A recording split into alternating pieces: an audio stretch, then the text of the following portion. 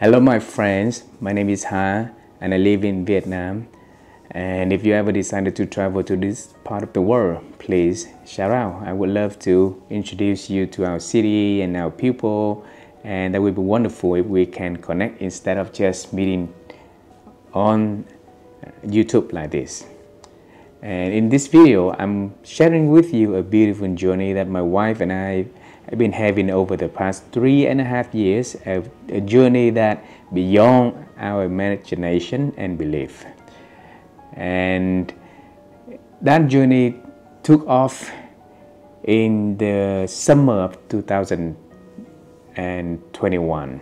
So that is right in the middle of the peak global pandemic that happened in my country. And during that time, our country got locked down completely. So my wife and I, know anybody can get out of the house except the people with permits to go out. And we wanted to be able to do something that meaningful for us, that we can still continue to learn and grow during the challenging time. But at the same time, what we do that could help people in the community, what we do can bring values to the people around us. So we sat down together and start to write a list of things that we want to do when we never did it in the past. And out of that long list, we saw podcasting. And podcasting, first, is new to us, but it's not new in the market, but it's new to us, right? Second, it's challenging because of newness and because of a lot of things we don't know in doing podcasting, so it's challenging. And it also gives us the opportunity to connect with amazing people out there. So for sure it's challenging in many dimensions. And the third one is it also helps us to occupy our time in the best way, in the way that we can create values to ourselves and to other people, like I mentioned earlier, right? So we decided to podcasting.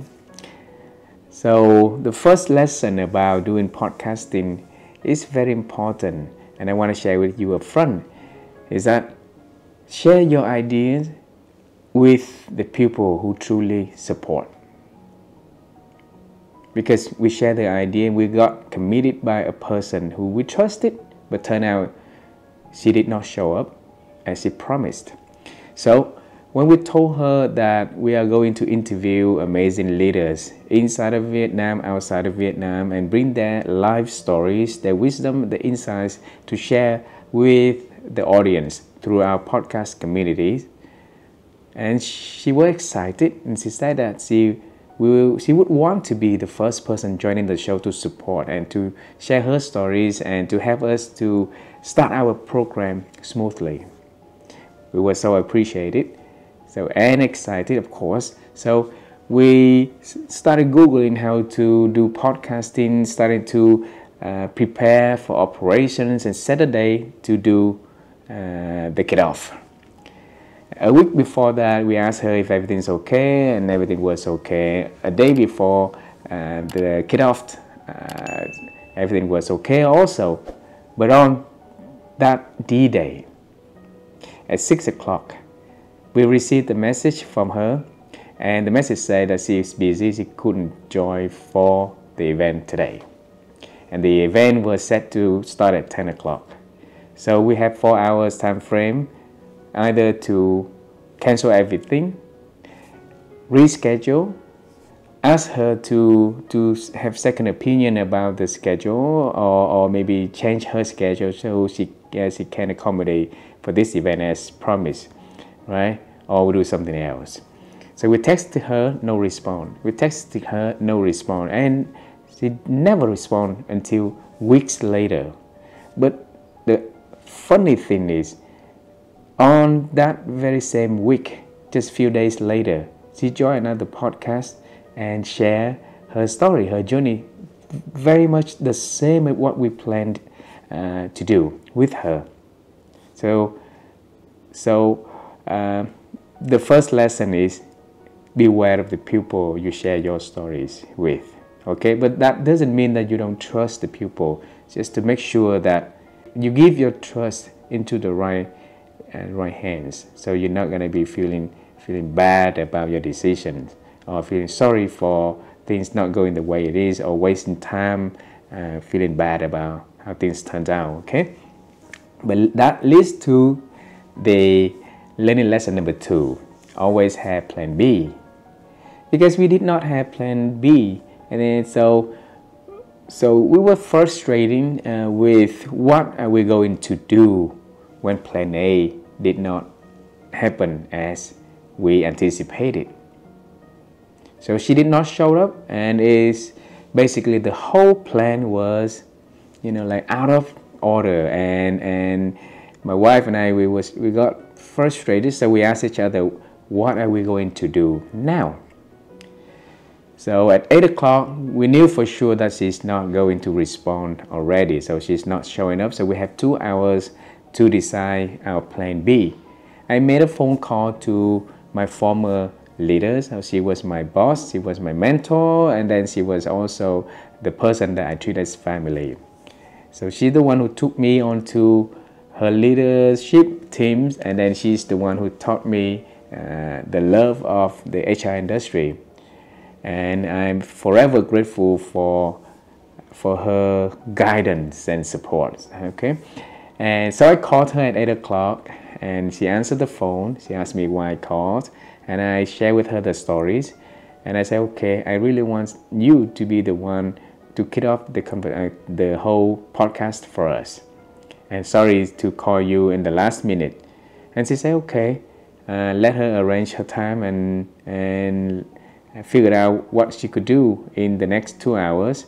So at 10 o'clock she showed up. We had our podcast run as planned, and that starts everything for us. So we cannot imagine how this journey going to become without that support from my former boss. It could have gone totally differently in different directions, or it's not happening at all. Okay, so a lot of ideas die because we don't have plan B. A lot of ideas die because we're not preparing for the worst case scenarios. So always having your plan B, or even C, or even D, or even Z. There's many letters in the alphabet, right? So prepare for different options. Lesson number 3, be curious. So at the end of 2019, I sat down with my wife watching a beautiful TED Talk by a gentleman. His name is Ken Hughes, and he's from Ireland. And the reason that I watched that TED Talk with her was because we're trying to listen to something that we could make as a theme for our 2020. So we watched different TED Talks to find something exciting that we could try and do for the whole year. And his TED Talk was about a 300 days challenge. And it means that every single day he challenged us to do one thing different, one thing that we never did in the past, one thing completely new. So it forces us to try to think what is new, right? And a commitment of doing it day in, day out for a year. So challenging enough, exciting enough, forcing us to think. And the idea for him to run that podcast is at the end of 365 years, you will be able to be more creative in your way of thinking, right? And you can bend the time, because when you do many things new, then the time will go faster. And when you look back at the year, it looks like it's not 365 days, because things go so fast and so amazing. So it may be, you'll be able to see things flow in front of your eyes. So you bend time. We got excited, we enjoyed, and we committed to doing that for 365 days. And a day later, I called my team. I say, hey guys, folks, this is a very beautiful idea, and I think It will help us to become more creative. And I love the idea that Ken shared. So we show it to the team, they got excited, and they agree to join the competition, and they agree to share the activity that they do every day that is differently, right? And then that excitement going down with time. So in 1 week, only 60% of the participants still joining the program. In a month, only 20%. In 2 months, only me and my wife. And today, we've been doing it over 2,200 days. So it's not 365 days challenge. We took it to the next level. We wanted to do it every day.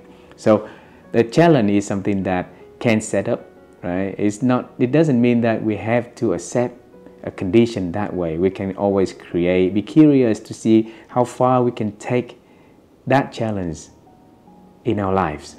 Okay, so the lesson number 3 is be curious to try something new, because in that newness you learn so many new things, and that's how we've been able to invite so many amazing people from different region, from different continents, from different backgrounds onto our program to share their stories, their insights, and their life lessons, so that we can learn from them and our audiences can learn from them. That seed of curiosity of doing newness help us to see opportunities to connect with leaders, with amazing people in everything that we do. When you read a newspaper, saw names in there, and then we went on Google and started looking for the names and say, okay, so these people mentioned on these amazing articles or amazing books or amazing videos or amazing whatever, that we be able to see their names, right? Let's figure out how we can connect to these people. Let's figure out how we be able to invite them, and what message we can tell them so that they will buy into the idea and they were willing to join and share their stories with us. And that is how we met an astronaut, the youngest one out of the 12 people ever traveled to the moon, walk on the moon. His name is General Charlie. And not only that we interview him, we also interview his wife for their transformative journey from a man of science to the man of God. Right? We've been able to interview Dr. Edith Eger because we read her book, and her book name is The Choice. Very beautiful book. So she's a Holocaust survivor, and 75 years after she got out of Auschwitz, she wrote that book, and it's become international bestseller. And she's been interviewed by many TV station, radio station, famous TV host or podcaster. And we're the first person in Vietnam being able to interview her. How amazing it is, right? Like after a couple hours ago, I interviewed the longest serving head of science of NASA. His name is Thomas. And he's the man behind the success and responsible for the successful launch of the James Webb Space Telescope.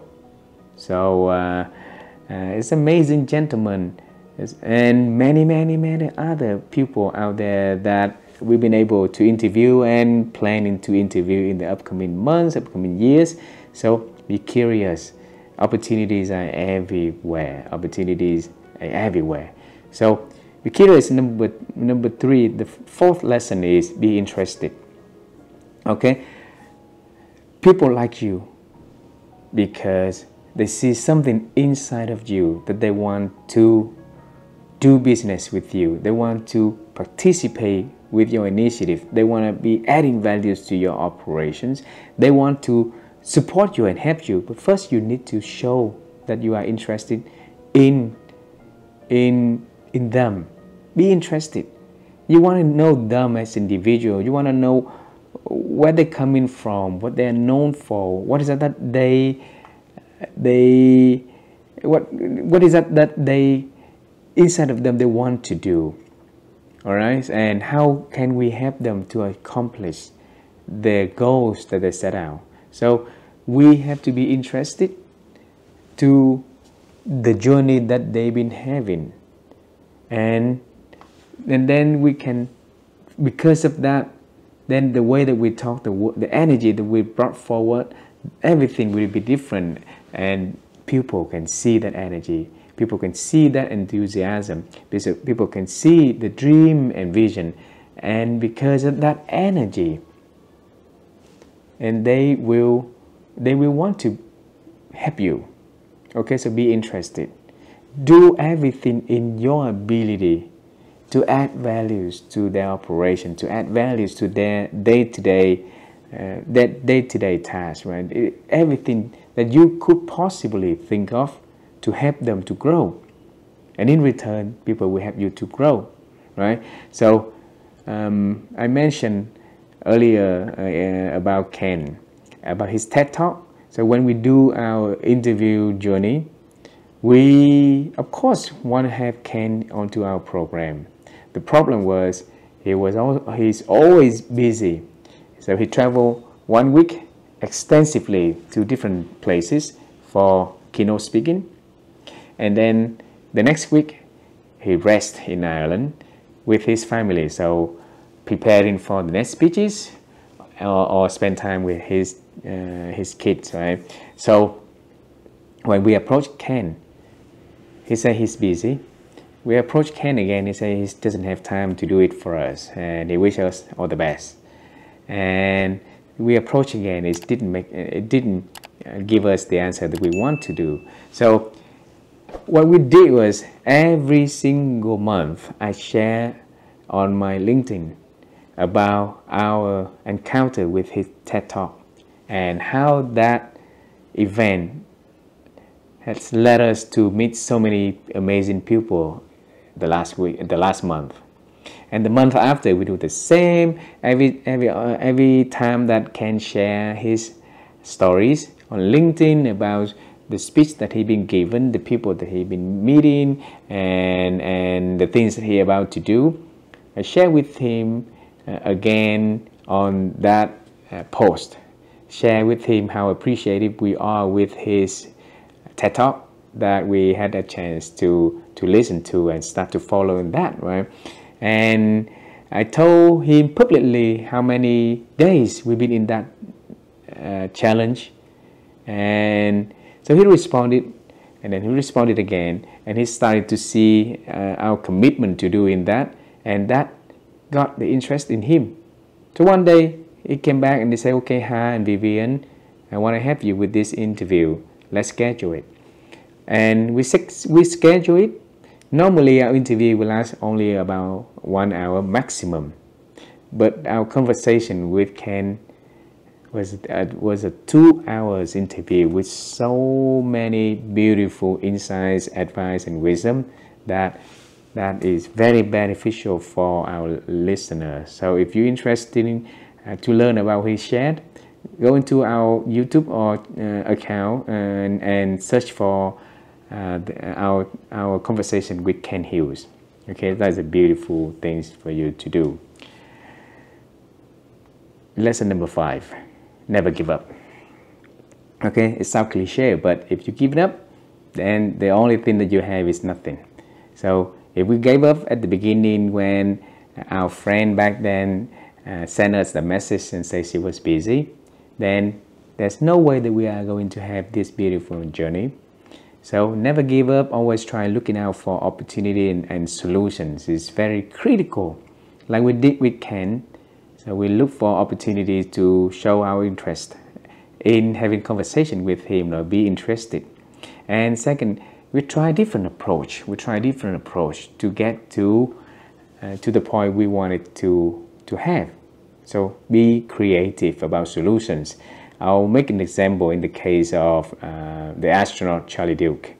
So we saw him in a Netflix documentary about Apollo missions, and it was mentioned there and we saw the gentleman's name there, right? And we say, okay, wow, he's amazing. He's the youngest man ever walking on the moon. He also selected by Neil Armstrong on his first mission onto the moon. Neil Armstrong select Charlie to do the to in charge of the mission control on the ground. So all communication will go to Charlie from Neil, and then Charlie will talk to the engineer teams at the mission control.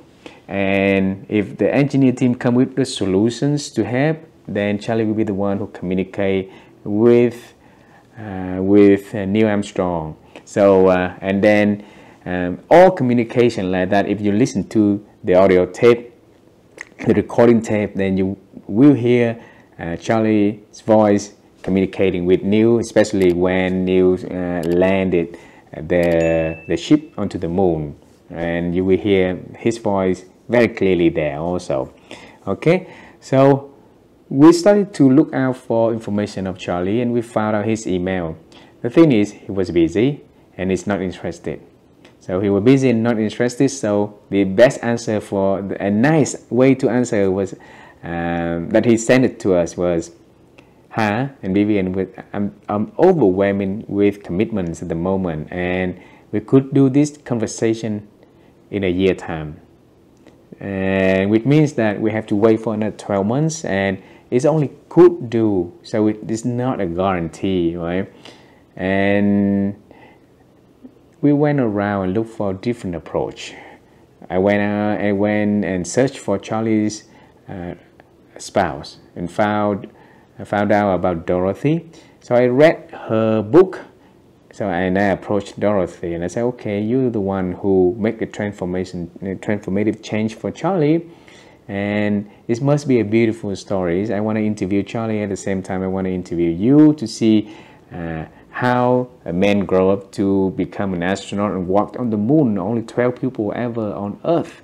Only 12 people on Earth ever traveled to the moon and walked there. And he's the first one in who drove the rover on the moon, and he was also the first one that been involved in so many Apollo mission, more than anyone else. So we want to know about his story. At the same time, we want to know your story as a wife of the man who walked on the moon, right? And how you've been able to transform him from a man of science to become a man of God and serve God. And so she was the one who advocated for us, and eventually we got Charlie on the show, eventually we got Dorothy on the show, and that's how we have them and their story shared with our global audience. So there are always solutions to your problems.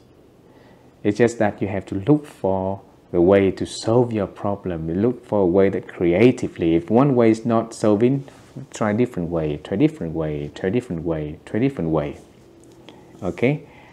And the next lesson, and I want to end this conversation with this lesson, is pay it forward.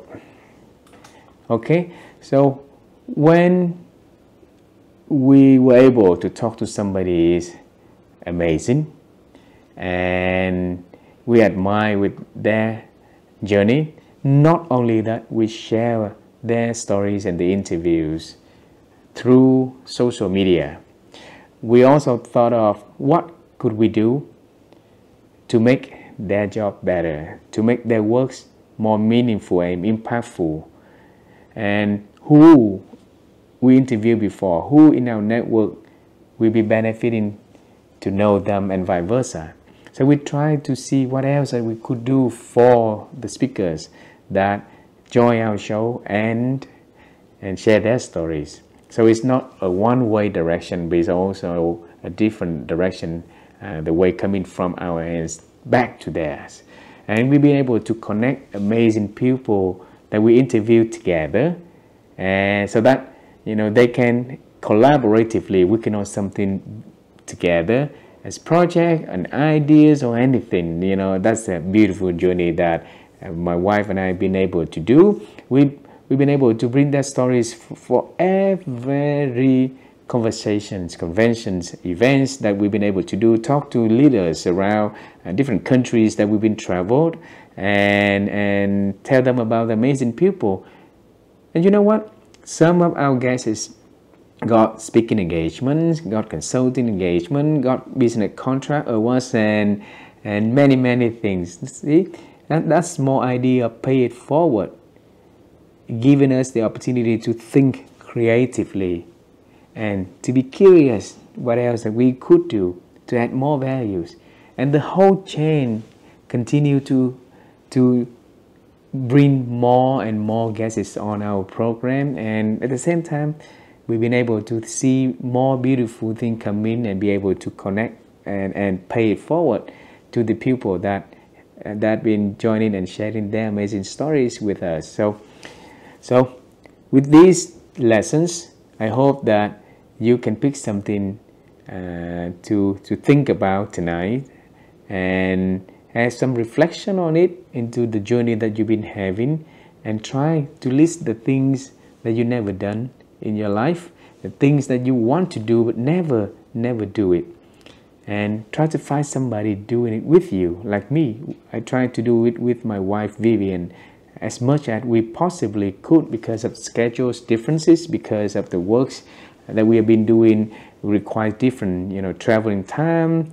So but we try to stick with our interview as much as possible. We stick with our ideas as much as possible. And we wrote the book together, and we're about to write our book, a second book together, on the journey that leading to what we've been doing today.